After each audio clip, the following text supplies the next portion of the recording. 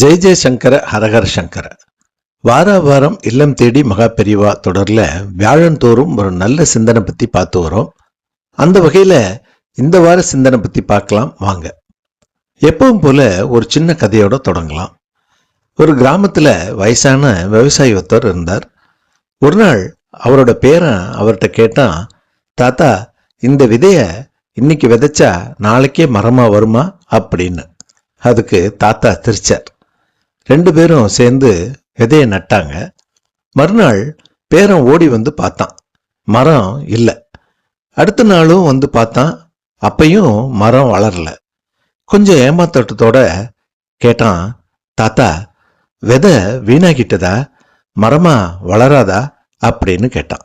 அதுக்கு தாத்தா சிரிச்சுக்கிட்டே சொன்னார், இல்லப்பா, அது மண்ணுக்குள்ள தன்னோட வேலைய அமைதியா செஞ்சிட்டு இருக்கு அப்படின்னார்.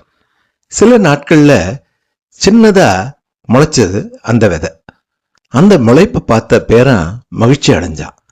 தாத்தா அவன் தோள்ல கை வச்சு சொன்னார், வளர வேண்டிய எதுக்கும் காலம் தேவைப்பா, அவசரப்படாத அப்படின்னார். நம்ம வாழ்க்கையும் அப்படித்தான். ஒரு நல்ல வேலை, ஒரு நல்ல உறவு, ஒரு நல்ல மாற்றம், இது எல்லாத்துக்குமே நேரம் கொஞ்சம் எடுத்துக்கும். ஆனா நம்ம பொறுமையா இருந்தா நல்லதே நடக்கும். அதனாலதான் மகா பெரியவா சொல்வார், அவசரப்படாம நம்பிக்கையோட கடமையை செய்யணும். நாம செய்ய வேண்டியதை செய்து கொண்டு பலனை பத்தி கவலைப்படாம இருந்தா சரியான நேரத்துல நல்ல பலன் நமக்கு கிடைக்கும் அப்படின்னு.